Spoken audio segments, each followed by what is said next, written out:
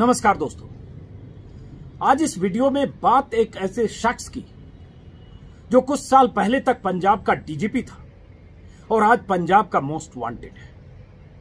बात ऐसे शख्स की जो कुछ साल पहले तक पंजाब का ऐसा पुलिस अफसर था जिसके सामने बड़े बड़े कारोबारी, तमाम नेता और पंजाब का हर रसूखदार शख्स उसके ओहदे, उसके जलवे और उसकी ताकत के सामने नतमस्तक होता था। आज वो शख्स पुलिस से ही बचने की कोशिश में भागा भागा फिर रहा है। जो शख्स पंजाब पुलिस का मुखिया था, जो शख्स पंजाब का सबसे चर्चित आईपीएस अफसर था, आज उस शख्स की तलाश में पंजाब पुलिस की कई टीमें 6 राज्यों में उसके ठिकानों पर छापे मार रही हैं।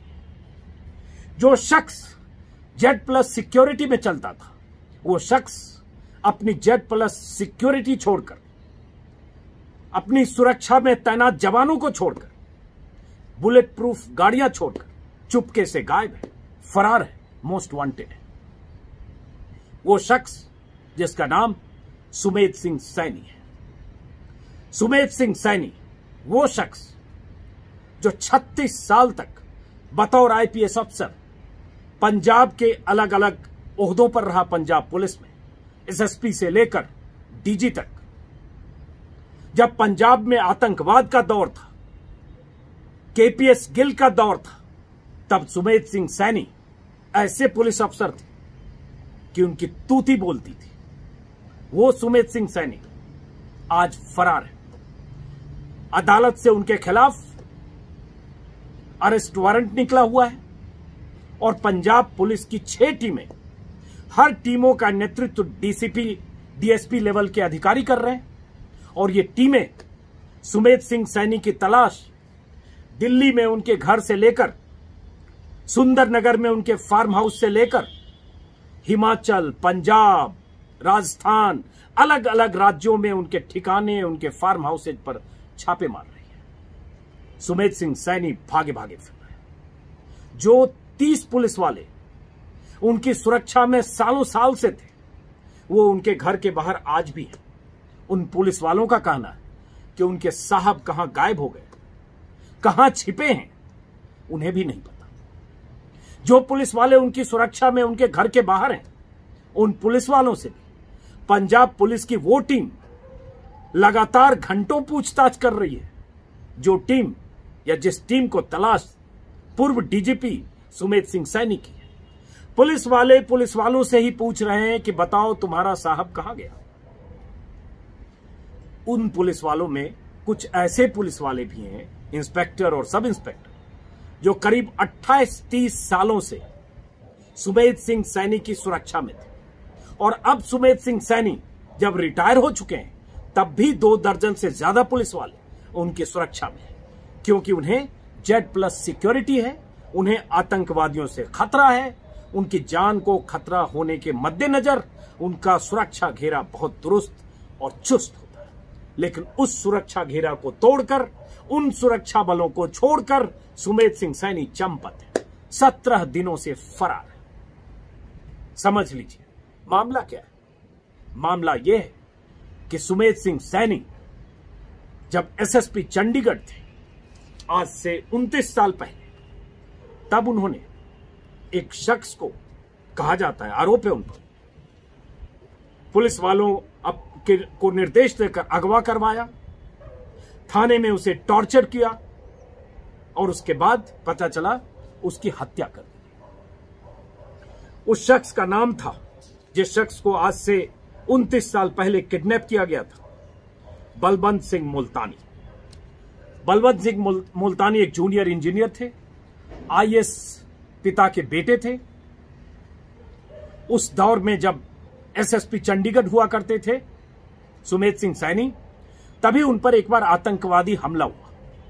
उस आतंकी हमले में सैनी के साथ जो 3 पुलिस वाले थे वो मारे गए, सुमेध सिंह सैनी बच गए। सुमेध सिंह सैनी को लगा कि बलवंत सिंह मुल्तानी की जानकारी में है जो हमलावर, जिसके निशाने पर सुमेध सिंह सैनी थे, जिसका नाम देवेंद्र सिंह भुल्लर है, जो अभी सजा काट रहा है दिल्ली में, दिल्ली बम धमाकों के आरोप में, सुमेध सिंह सैनी को लगा कि भुल्लर, उन पर जो हमला हुआ उसकी साजिश भुल्लर ने रची, और भुल्लर के बारे में, भुल्लर का नाम, पता, ठिकाना बलवंत सिंह मुल्तानी को पता होगा, इसलिए उन्होंने शक के आधार पर बलवंत सिंह मुल्तानी को उठवा लिया, जैसे जो तरीका होता है पुलिस वालों का। और उस दौर में तो पंजाब में यह आलम था कि किसी की हिम्मत नहीं होती थी पुलिस वालों के सामने बोल सके, क्योंकि पुलिस को खुली छूट थी, क्योंकि पंजाब में आतंकवाद का दौर था। आरोप है कि मुल्तानी को चंडीगढ़ के सेक्टर 11 और 17 थानों में, सेक्टर 17 के थाने में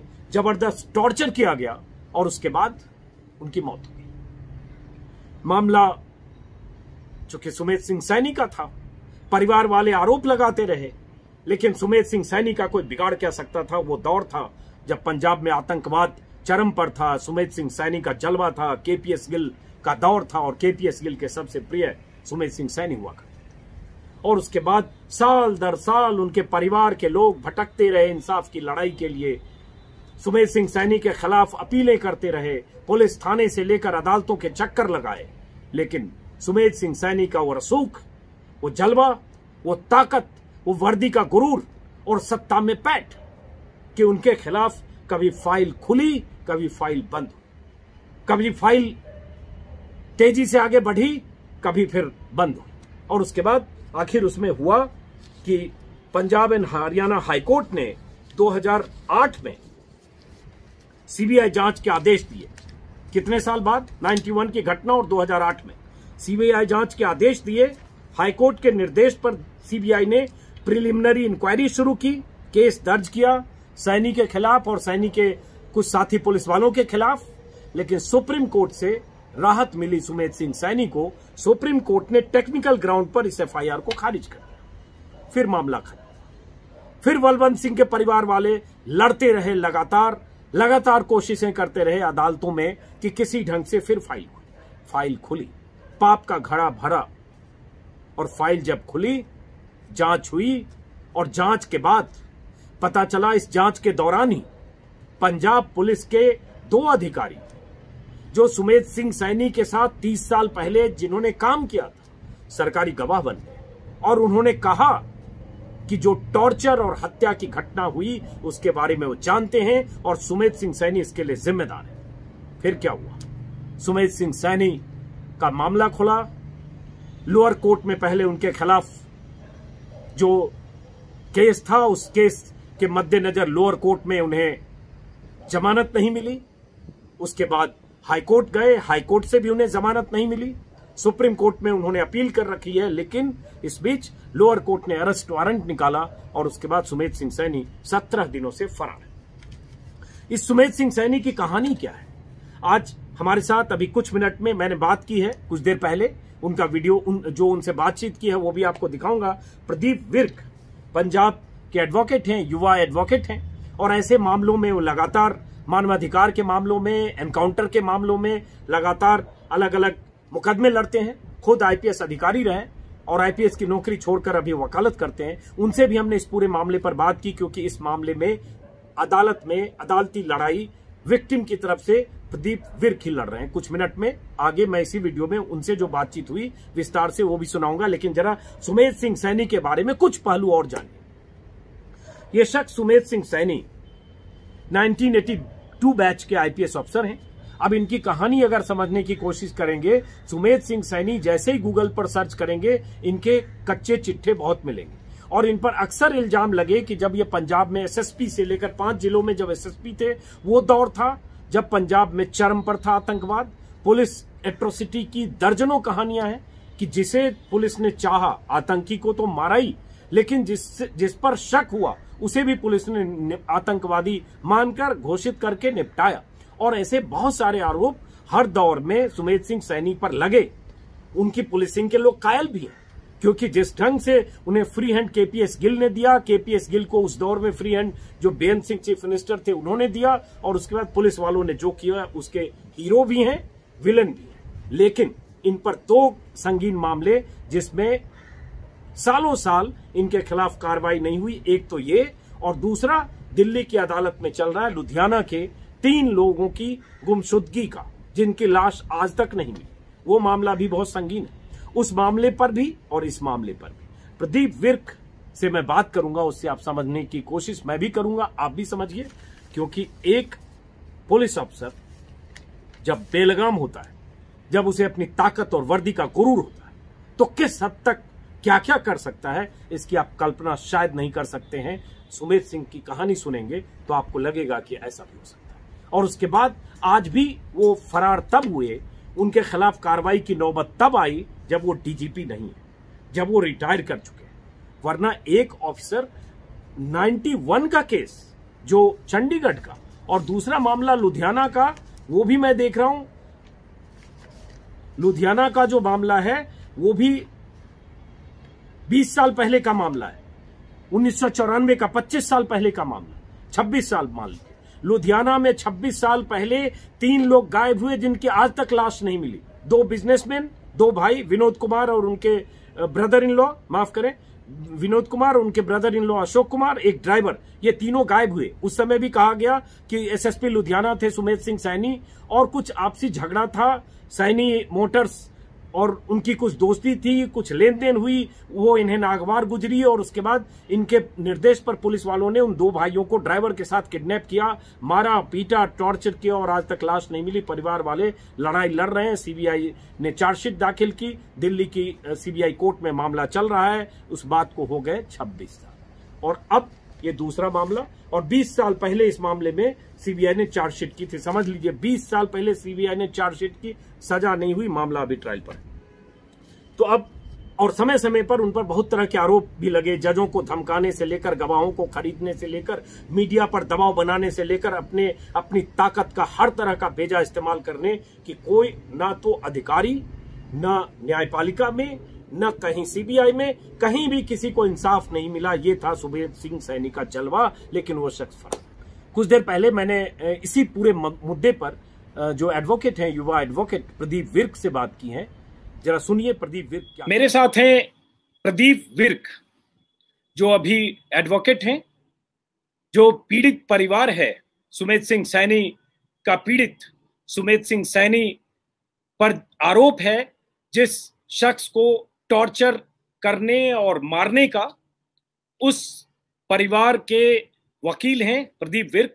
लेकिन खास बात यह है कि प्रदीप आईपीएस अधिकारी रहे हैं और आईपीएस की नौकरी छोड़कर वकालत कर रहे हैं, और इस पूरे मामले में खास तौर से इनकी भूमिका अहम है, क्योंकि 29 साल बाद एक मामले में आखिर सुमेध सिंह सैनी जैसे डीजीपी रहे शख्स को फरार होना पड़ रहा है, तो जाहिर है वहां कानूनी सहायता, कानूनी मदद और एक वकील की अहमियत बहुत ज्यादा होती है। तो प्रदीप जी, मैं आपसे संक्षिप्त में जानना यह चाहूंगा कि आखिर 29 साल क्यों लग गए, कि 91 की घटना 2008 में हाईकोर्ट ने सीबीआई से को केस बुक करने को कहा, दर्ज करने को सीबीआई ने शुरू किया, सुप्रीम कोर्ट में क्वैश हो गया, फिर अब फाइल कैसे खुली कि लोअर कोर्ट से अरेस्ट वारंट निकल गया और हाईकोर्ट ने भी उसी तेवर तल्खी के साथ रिजेक्ट किया बेल इसका, तो ये क्यों देर हुई, और अब कैसे सुमेध सिंह सैनी के खिलाफ नया एविडेंस मिल गया कि उसे भागना पड़ रहा है उस रसूखदार और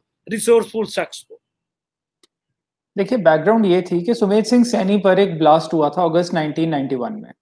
सुमेध सैनी उस टाइम एसएसपी चंडीगढ़ थे, तो पंजाब कार्डर के ऑफिसर को चंडीगढ़ एसएसपी लगाया जाता था यूटी पे डेपुटेशन पर लाके। सो पंजाब कार्डर के ऑफिसर्स के साथ एक, मतलब पंजाब कार्डर के साथ एक नेचुरली अगला जुड़ा रहता था। अब यहाँ क्या हुआ, सुमेध सैनी ने अपने ब्लास्ट केस की इन्वेस्टिगेशन खुद शुरू कर दी। पहले तो जब आप किसी केस में इंटरेस्टेड हो तो आपको तफ्तीश नहीं करनी चाहिए, पर 91 में सुमेध सैनी ने शुरू कर दी।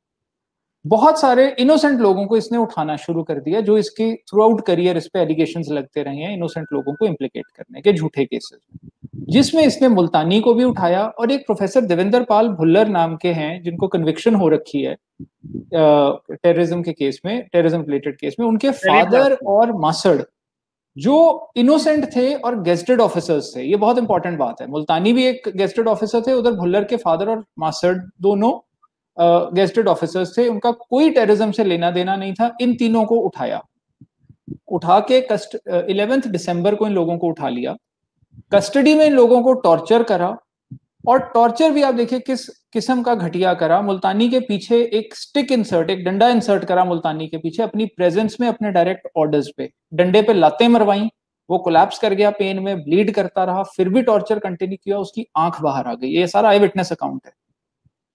तो वो आई विटनेस मैं बता, इसी कारण ये केस में दोबारा अब अहमियत सामने आई है। अब वो टॉर्चर करते हुए वो उसकी डेथ हो गई कस्टडी में। उसके बाद 13th को 11 दिसंबर को इलीगली उठाया है, किसी केस में उसको एक्यूज नहीं बनाया। 13 दिसंबर को मुल्तानी पे झूठा केस प्लांट कर दिया, जिसमें एक वेपन की रिकवरी शो कर दी उस पे। उसके बाद मुल्तानी को शो करा कि पंजाब में कादियां जगह है, जिस कारण मैंने कहा था पंजाब के ऑफिसर से लिंक रहता है एसएसपी चंडीगढ़ लगने के बाद भी। कादियां से उसको भागा हुआ शो कर दिया कि कस्टडी से भाग गया, किसी केस में हम वहां लेके गए थे। वो आदमी जो चल नहीं सकता था, इतना उसको टॉर्चर कर रखा था। अब उस इन्वेस्टिगेशन, उस केस में कुछ लोग और थे जिनको ट्रायल फेस करवा दी। वो लोग 2006 में एक्विट हो गए ट्रायल में, जिसमें प्रोफेसर भुल्लर भी थे। अब जब वो एक्विट हो गए सारे, तो हाई कोर्ट में अपील जब आई, अपील डिसमिस करते हुए कोर्ट ने ऑर्डर किया कि प्रोक्लेम्ड ऑफेंडर्स को ढूंढा जाए। जब प्रोक्लेम्ड ऑफेंडर्स ढूंढने के ऑर्डर हुए तो मुल्तानी के फादर ने और प्रोफेसर भुल्लर ने कोर्ट में एप्लीकेशंस लगा दी कि जी हमारे जो फैमिली मेंबर्स इसमें प्रोक्लेम्ड ऑफेंडर्स हैं, उनको सुमेध सैनी ने कस्टडी में मार दिया था और एविडेंस फैब्रिकेट करके उनको प्रोक्लेम्ड ऑफेंडर्स डिक्लेयर करवाया है। तो वो 2007 में इन्वेस्टिगेशन सीबीआई को दे दी गई। 9 मंथ्स ये इन्वेस्टिगेशन सीबीआई ने करी और 70 विटनेस एग्जामिन करे। उसके बाद जुलाई 2008 में सुमेध सिंह सैनी पे एफआईआर हो गई सीबीआई की तरफ से। जैसे ही एफआईआर रजिस्टर हुई, पंजाब गवर्नमेंट पहले जाके स्टे ले आई सुप्रीम कोर्ट से, उस पे सुमेध सैनी ने भी साथ में एसएलपी फाइल कर दी और एक टेक्निकल ग्राउंड पे सुप्रीम कोर्ट ने क्वैश की, सीबीआई को इन्वेस्टिगेशन देने के ऑर्डर को क्वैश करा ऑटोमेटिकली, जिस कारण एफआईआर क्वैश हुई। वो टेक्निकलिटी ये थी कि सुमेध सिंह सैनी को बिना सुने ऑर्डर पास हुआ है और सिंगल जज को करना चाहिए था, यहां 2 जजेस के बेंच ने केस सुना है। इस टेक्निकलिटी पे क्वैश हुआ। अब उसमें जनरली जब क्वैश करते हैं तो उसमें कोई लिबर्टी नहीं देते, केस हमेशा के लिए बंद हो जाता है। जब दिसंबर 2011 में ये ऑर्डर आया तो उसमें लिबर्टी दी गई कि एग्रीव्ड पार्टी दोबारा कंप्लेंट देके प्रोसेस ऑफ लॉ इनिशिएट कर सकती है। सो कोर्ट ने किसी भी स्टेज पे ये नहीं कहा कि तफ्तीश गलत थी, मेरिट्स केस की टच नहीं करी, कहा कि केस में दोबारा कंप्लेंट दे दो जो पार्टीज हैं और प्रोसेस ऑफ लॉ इनिशिएट करो, हमें ये टेक्निकल हिच के कारण एक बार क्वैश करना पड़ेगा। अब उस चीज, ये ऑर्डर आने के 2 महीने बाद सुमेध सिंह सैनी को गवर्नमेंट ने डीजीपी लगा दिया पंजाब का। अब Sumedh Saini government of India में तो डीआईजीएम पैनल्ड था, पंजाब में उसको डीजीपी लगा दिया। हाँ, यंगेस्ट डीजीपी कहते हैं, बना दिया। यंगेस्ट डीजीपी, जिसको डीआईजी है जो सेंटर में, अगर वो सेंट्रल डेपुटेशन पे जाता तो डीआईजी बन के जाता। एनीवे, अब कंप्लेंट किसी की नहीं आ सकती थी, ऑब्वियस सी बात थी। उसके बाद जब ये रिटायर हो गया तब ये फैमिली दोबारा आगे आई। मैंने उस टाइम भुल्लर फैमिली को असिस्ट किया था, उनके लॉयर के साथ हमें मिस्टर बालगोपाल। अब मैं जब मुल्तानी फैमिली ने मुझे अप्रोच किया कंप्लेंट देने के बाद, तो तब इस केस में इन्वेस्टिगेशन शुरू करवाते हुए मैंने जो पुराने विटनेसेस थे कुछ उनको आगे लाया। कुछ इस केस में पुलिस वाले थे जो अप्रूवर बन गए। जो केस में मोड़ आया है वो 2 जगह पे आया है। एक तो अप्रूवर बन गए क्योंकि पुलिस स्टेशन में टॉर्चर हुआ है। इन आई विटनेसेस ने बताया कि किस तरह उनके सामने जो पुलिस वाले ही थे, अब देखिए पुलिस स्टेशन में कमरे में टॉर्चर हो रहा है तो पुलिस वाले ही आई विटनेस होंगे। जो कोई एक्यूज थे वो अप्रूवर बन गए, जिसको वादा माफ गवाह कहते हैं।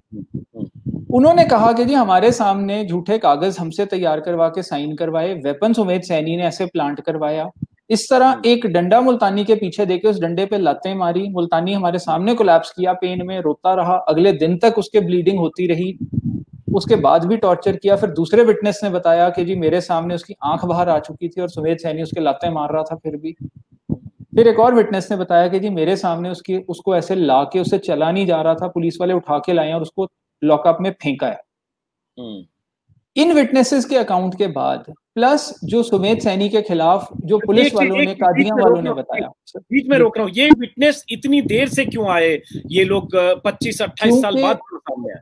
क्योंकि कुछ ने तो सीबीआई को स्टेटमेंट दी थी, कुछ एक्यूज्ड थे जो उस टाइम सर्विस में थे जब केस पहले शुरू हुआ, वो कभी बोले नहीं। अब जब वो को एक्यूज्ड बन गए, रिटायर हो चुके थे और उनको लगा कि अब उन पे 302 लग सकती है, क्योंकि मैंने 302 के लिए भी एप्लीकेशन मूव कर दी थी कोर्ट में कि जी पुलिस ने 302 नहीं लगाई, जब केस ही डेथ का है तो 302 तो लगनी चाहिए।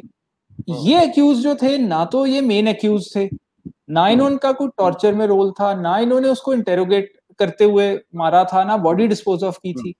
सो इनको ये हो गया कि अगर हम सच नहीं बताएंगे तो कल को हम पे 302 में 120B सेक्शन क्रिमिनल कॉन्स्पिरेसी के तहत हम भी प्रोसिक्यूट हो जाएंगे फॉर 302। अब उसके बाद मे बी कॉन्शियंस भी जाग गई हो, इन्होंने वो सारी सच्चाई बयान कर दी। जब इन्होंने अप्रूवर बनने के लिए एप्लीकेशन लगा दी कि हम सच्चाई बयान करते हैं, इन्होंने वो सच्चाई बता दी जो एविडेंस के साथ काफी कोरॉबरेट होने लग गई। और कुछ मिसिंग लिंक्स थे जो कभी प्रूव नहीं हो रहे थे, वो प्रूव होने लग गए। एज ए रिजल्ट हमारा केस जो था वो वीक से बहुत स्ट्रांग बन गया। तो इस कारण फिर 302 सेक्शन भी ऐड हो गया इस केस में। अपार्ट फ्रॉम दैट इस केस में ये भी हो गया कि उसके वारंट्स ऑब्टेन अब पुलिस ने करे हैं, लेकिन Sumedh Saini in the mean time भाग गया। कोर्ट ने एक डायरेक्शन दी थी इसको एंटिसिपेटरी बेल देते हुए कि सुमेध सिंह सैनी लॉकडाउन पीरियड में अपने घर से नहीं जाएगा। अब सुमेध सैनी को महीना हो गया सारी सिक्योरिटी छोड़ के भागा हुआ है। तो ऑब्वियसली हमने इसकी बेल कैंसिलेशन भी फाइल कर रखी है जो पेंडिंग है। बारे में क्योंकि प्रदीप आप पंजाब में रहते हैं तो जानते होंगे, हमें याद है 2006-7 के 5-6-7 रहा होगा शायद, हम लोग स्टार न्यूज के लिए एक रेड अलर्ट कार्यक्रम करता था, उसका प्रोड्यूसर था मैं। उस समय हमने रिपोर्टर्स भेजा था और कुछ करने की कोशिश की, दिल्ली में भी इसकी पेशी थी और वहां भी। तो इसका इतना रसूख था कि कोई पुलिस वाला या कहीं भी हमारे रिपोर्टर की मूवमेंट को ट्रैक कर रहा था और उसके बाद फिर डायरेक्ट फोन करके धमकाने लगा। तो पता चला कि कोई मीडिया में भी कोई शख्स इसके बारे में लिखता नहीं था, इसका इतना आतंक था। तो आज शुक्रिया ये बयान करने के लिए। आपने आज वो बात बोली है जो बहुत प्रेस वाले सच्चाई बयान करने से डर रहे थे। आई एम वेरी ग्रेटफुल आपने बात बोली, यही कारण था। अब अगर प्रेस वालों पर इतना रसूख होगा तो आप सोचिए उस फैमिली पे क्या दहशत का माहौल ये क्रिएट कर रहा होगा। वो क्या सच्चाई बोलने की हिम्मत रख रहे होंगे जिनके सामने सारा कुछ हो रहा होगा। मैं एक छोटा सा वाक्य बताता हूँ कि ये दिल्ली में 30 हजारी में इसकी पेशी थी, वही सीबीआई वाले कोर्ट में, और ये जब आता था तो इसके पास 40-50 पुलिस वाले चारों तरफ से होते थे कि एक शॉट को इसका ले ना पाए। उसी में हमारे रिपोर्टर के कैमरे में एक छोटा सा शॉट आया, ये पैदल जाते हुए मेरे ख्याल से 20-30 मीटर में, और उसके बाद 20 पुलिस वाले आके उन्होंने फोर्सफुली, क्योंकि सब उस तरह से पैरामिलिट्री टाइप के रहते थे सब, चूंकि इसको जेट प्लस उस समय भी जेट सिक्योरिटी होगी, और डिलीट करा दिया। तो मैं वही कह रहा हूं कि ये आतंक अगर आज ये डीजीपी होता तो शायद आज भी ये बात स्थिति नहीं होती जो आज कम से कम। अब ये देखिए मैं तो उस टाइम भी ये केस लड़ रहा था, रसूख तो अपना ये तब भी यूज कर रहा था जब ये पावर की पीक पे था अपनी। पहले भी जब ये केस क्वैश हुआ मैं उस टाइम भी इसके खिलाफ लड़ा हूं, ये टॉप पोजीशन पे था जबकि आप बात बता रहे हैं। अब दिल्ली में ट्रायल फेस कर रहा है ये एक हिंदू फैमिली को एलिमिनेट करने के लिए पर्सनल दुश्मनी के कारण। अच्छा, वो छोटी सी कहानी वो भी बता दीजिए प्रदीप, जो चूंकि उसके बारे में लुधियाना वाला जो 2 बिजनेसमैन वाला है, विनोद कुमार और उनके brother in law Ashok Kumar, पता चल जाए संक्षिप्त में क्या हुआ था उस केस में। जी ऐसा था, सुमेध सैनी की बहन के मैट्रिमोनियल डिफरेंसेस थे अपने हस्बैंड के साथ।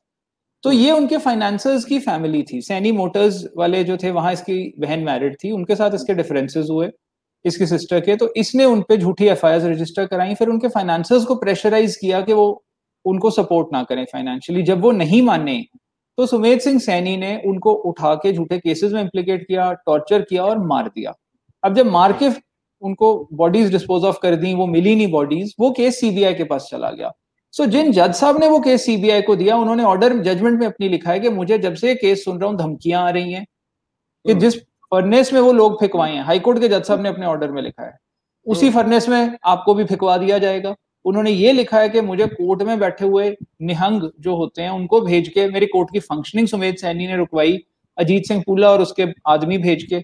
और अजीत सिंह पूला सुमेध सिंह सैनी का राइट हैंड मैन है जो एक क्रिमिनल जेल में भी रहा है और जेल में उसकी डेथ हुई। अब सुमेध सिंह सैनी ने धमकाया, ये हाईकोर्ट के जज की बात कर रहे हैं? हाईकोर्ट के जज justice Jhanjhi, justice VK Jhanjhi high court के जज थे जिन्होंने केस सीबीआई को दिया और उन्होंने ऑर्डर में लिखा है, उन्होंने कहा है बहुत अटेम्प्ट्स ऐसी हुई हैं, सीआरपीएफ खाली करवाया, उनको चेंबर में रिट्रीट करना पड़ा, उसके अलावा थ्रेट्स उनको आ रही थी, यहां तक की बड़ी स्पेसिफिक थ्रेट।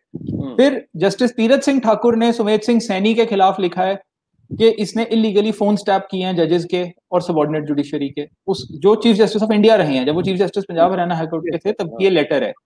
एक यूनाइटेड नेशंस जनरल असेंबली की रिपोर्ट है जिसमें ये कहा गया है कि सुमेध सैनी जैसे ऑफिसर्स को डीजी रैंक तक प्रमोट किया जाता है इंडिया में, जो ऑफिसर्स ह्यूमन राइट्स वायलेशंस के लिए मशहूर हैं, नोटोरियस हैं। मतलब इतना हमारे सुमेध सिंह सैनी के कारण इंडिया को इंटरनेशनल लेवल पे भी शर्मसार होना पड़ा है। अब इस केस में भी जो जज वहां ट्रायल कर रहे हैं, वहां ये एग्जेम्पशन ले रहा है सिक्योरिटी ग्राउंड पे, थ्रेट परसेप्शन पे, दिल्ली में।